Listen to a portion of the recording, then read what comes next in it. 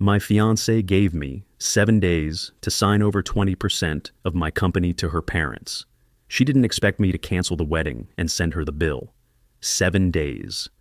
That is exactly how long Kate gave me to decide whether I was a real man who loved her or a greedy narcissist who cared more about his bank account than his future family. The choice she laid out for me wasn't about picking a wedding cake flavor or deciding between the Maldives or Italy for our honeymoon. No, this was a gun to my head. The demand was simple, according to her. I had 1 week to sign over 20% of my logistics firm to her father, a man who I knew for a fact couldn't manage a lemonade stand without bankrupting it.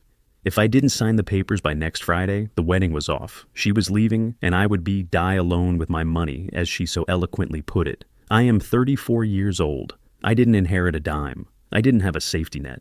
I built Iron Flow Logistics from the ground up, starting with one beat-up truck and a maxed-out credit card when I was 22. Now, 12 years later, we move heavy freight across 3 states. I have 200 employees who depend on me. I have contracts worth millions. My hands are calloused, my back hurts when it rains, and I have more gray hairs than a man my age should have. But it is mine. Every single bolt, every tire, every contract. It belongs to me. And Kate? Kate was the woman I thought was my sanctuary from the war zone of business. We had been together for 2 years. She was 28, stunning, sharp, and came from a family that acted like royalty. Her father, Richard, and her mother, Eleanor, carried themselves with a kind of stiff upper lip arrogance that usually screams old money. They drove leased luxury cars, wore designer clothes that were a season old, and drank scotch that cost more than my first car. I loved Kate. I really did. She softened my rough edges, or at least she was good at pretending to. But looking back, I realize I was just the mark, the big dumb workhorse who was going to pull their family carriage out of the mud. The ambush happened on a Tuesday night. I had just walked in the door, smelling like diesel and exhaust after spending 12 hours at the depot fixing a crisis with a shipment. I was exhausted. All I wanted was a shower and a steak. Kate was sitting at the dining table. No dinner, no greeting, just a thick manila envelope sitting in front of her like a centerpiece. "We need to talk, Robert," she said. Her voice was ice cold. Not angry, just business. I dropped my keys on the counter. "Can it wait? I just lost a driver and had to rerun a route myself. I'm beat."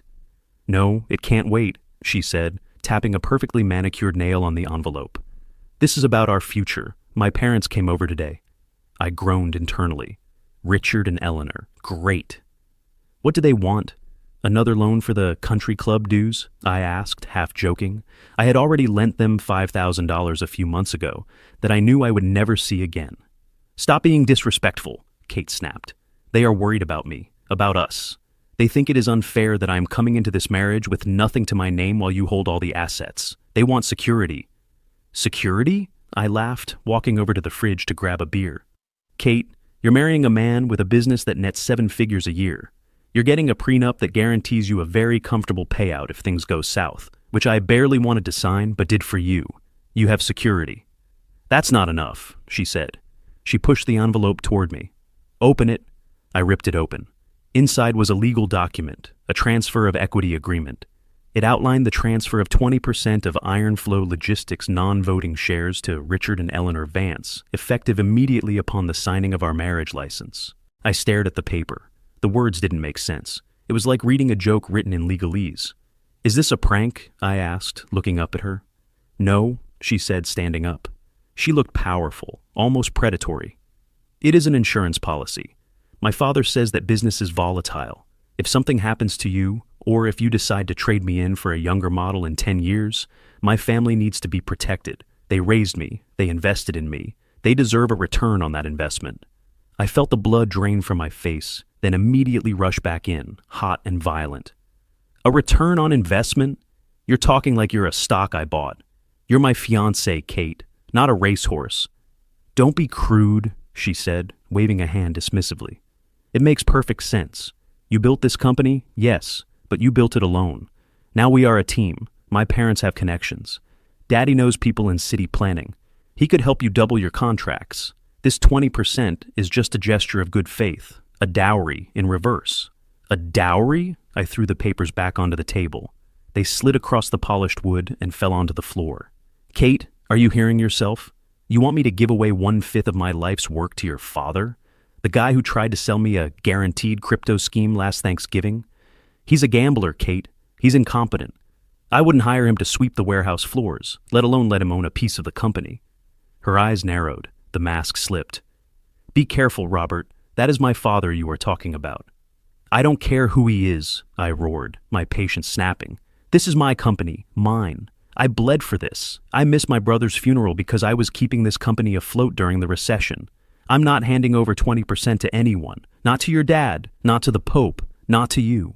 Kate didn't flinch. She just crossed her arms and delivered the line that ended us, though I didn't know it right that second.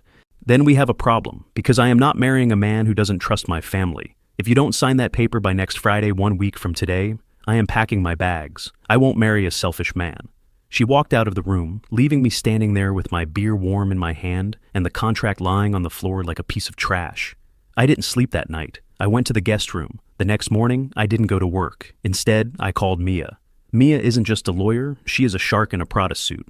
We went to college together before I dropped out to start the trucking business, and she went on to terrorize corporate America. She has been my legal counsel for 10 years. I met her at her office downtown. I threw the crumpled contract on her glass desk. Read this, I said, and tell me if I can legally set fire to it. Mia put on her glasses, scanned the document for about 30 seconds, and then let out a low, sharp whistle. Wow, she said, looking up at me. Robert, this isn't just a transfer of shares. Look at Clause 4. I didn't get that far, I admitted. Clause 4 grants the minority shareholders, her parents' audit rights, and the ability to veto any expenditure over $10,000.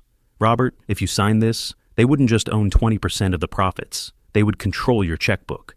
You wouldn't be able to buy a new truck without asking Daddy for permission. My stomach turned. They want control. They want to gut you, Mia corrected. I did a little digging on Richard Vance last week, actually. A friend of mine in banking mentioned his name. Did you know he's being sued by 2 separate contractors for unpaid renovations on their summer home? And he's 3 months behind on his mortgage. Everything clicked. The old money arrogance. The vague answers about what Richard actually did for a living these days. They weren't protecting Kate. They were broke. They were drowning. And I was the life raft. They didn't want a partnership. They wanted a host to feed on. They're broke, I whispered. Destitute, Mia confirmed. This isn't a wedding gift request, Robert. This is a hostile takeover disguised as a marriage vow. Kate is the Trojan horse. I felt a cold rage settle in my chest. It wasn't the hot, explosive anger from the night before. This was different. This was the cold, calculating focus I used when I was negotiating a multi-million-dollar freight contract. I stopped seeing Kate as the woman I loved and started seeing her as a liability, a bad investment. What do? I asked Mia. Mia smiled, and it wasn't a nice smile. She gave you a deadline, right? 7 days? Yeah, next Friday. Good. Use them. Don't break up with her yet. Let them think you're considering it. If they think they have you on the hook, they'll get sloppy. I want you to get them on record admitting why they really want the shares, because if you just dump her now, she'll spin the narrative. She'll tell everyone you're abusive, controlling, or cheating. We need ammunition. I went home that night and played the role of the beaten man. I told Kate I was thinking about it. I told her that 20% was a lot, but I loved her, and I wanted to make it work. She ate it up. Her demeanor changed instantly. She went from the ice queen back to the loving fiancée. She touched my arm, kissed my neck, told me she knew I would do the right thing. It made my skin crawl. 2 days later, on Thursday, her parents invited us over for dinner. To celebrate the understanding, Kate said. I wore a wire. Well, not a wire like in the movies, but I had my phone recording in my front pocket, the microphone facing out. The dinner was lavish. Steaks, wine, crystal glasses. They were spending money they didn't have to seal the deal. After the dessert, Richard poured me a glass of scotch and leaned back. I'm glad you're seeing reason, Robert, he said, puffing on a cigar. You know, this business of yours, it's impressive, but it needs guidance. With my experience, we could really expand. Maybe get into government contracts. I have friends in the Senate. That sounds promising, Richard, I said, forcing a smile. But 20%? That's a big chunk. Are you sure you can handle the liability? If the company gets sued, you're on the hook too. Richard laughed. Oh, don't worry about that. That's why we put the shares in a trust. Asset protection. Kate explained it to you, right? She did, I lied. But tell me, Richard, why now? Why is it so urgent that we do this before the wedding?" Richard exchanged a look with Eleanor, a nervous look.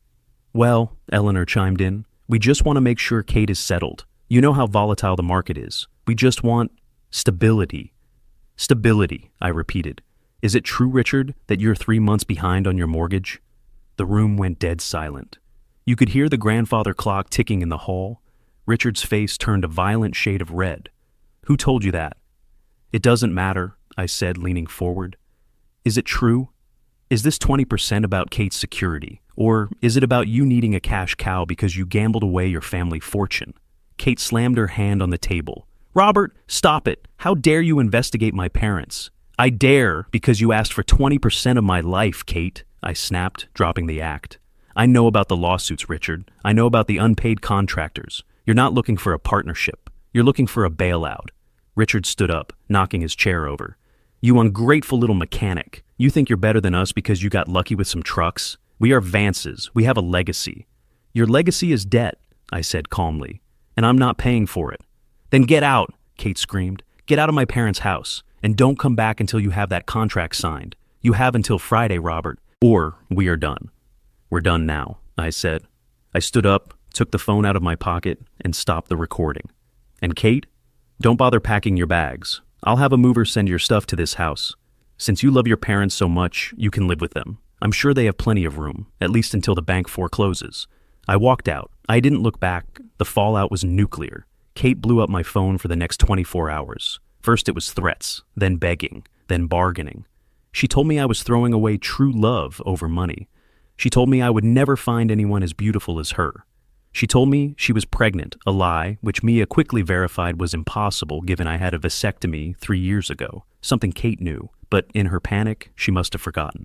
Then came the smear campaign. By Saturday, she had posted a long, tearful video on social media. She didn't mention the shares, oh no. She claimed I was emotionally abusive. She claimed I was controlling and that I had cut her off from her family because I was threatened by their success. It got traction. People I knew, friends of ours, started texting me. "Dude, is this true?" "Robert, I didn't know you were like that." My reputation was taking hits. A client even called me Monday morning asking if everything was okay, because his wife had seen the video. I called Mia. "Release it." Mia posted the audio recording of the dinner conversation. She didn't just post it, she sent it to every mutual friend, and she had a legal statement drafted that we posted on my personal page. The caption was simple. "I don't usually air dirty laundry, but I will not be slandered. My ex-fiancée demanded 20% of my company to pay off her parents' gambling debts. When I refused, she tried to destroy my reputation. Here is the truth. The internet is a funny place. It loves a victim, but it loves justice even more." The audio was damning. You could clearly hear Richard admitting to the debts, Kate screaming about the contract, and the sheer entitlement dripping from their voices. The tide turned so fast it gave me whiplash. The comments on Kate's video went from "Stay strong, queen" to "Gold digger" in about an hour. She deleted her account by Tuesday. But I wasn't done. I had put a deposit down on the wedding venue. $40,000, non-refundable. I had paid for the florist, the band, the catering. All in, I was out about $70,000. I could have eaten the loss. I have the money. But it was the principle. I sent an invoice to Richard Vance. Not for the wedding costs, I knew he couldn't pay that. I sent an invoice for the consulting fee of reviewing their fraudulent contract, billed at my company's standard rate, plus the cost of the movers I had hired to dump Kate's clothes on his driveway. He didn't pay, obviously, but I did something better. I called the venue. I told them the wedding was off, but I had already paid for the space. I asked if I could donate the reservation. We found a charity that helps veterans. We turned my wedding into a fundraising gala for injured soldiers. We used the catering, the band, the flowers. I stood on the stage where I was supposed to say "I do," and instead handed a check for $50,000, raised that night, to a Marine who had lost his leg. Kate tried to reach out one last time about a month later. She sent a letter to my office. No return address. It was handwritten. "Robert, I miss you. My parents were wrong. I see that now. I'm staying at a friend's place. I left them. Can we just get coffee? I promise. No contracts. Just us." I read it. I felt a twinge of sadness, sure. We had good times. But then I remembered the look in her eyes when she slapped that envelope on the table. The look of a woman who didn't see a husband but a bank account. I took a red marker, wrote "Return to Sender" across the front, and dropped it in the outgoing mail. I heard later that Richard lost the house. They moved into a 2-bedroom apartment in the next town over. Kate is working as a receptionist at a car dealership. As for me, Ironflow Logistics just opened a new hub in Texas. I'm working harder than ever. I'm dating again too, a school teacher named Sarah. She drives a Honda Civic, splits the bill on the first date, and doesn't know or care what my profit margins are.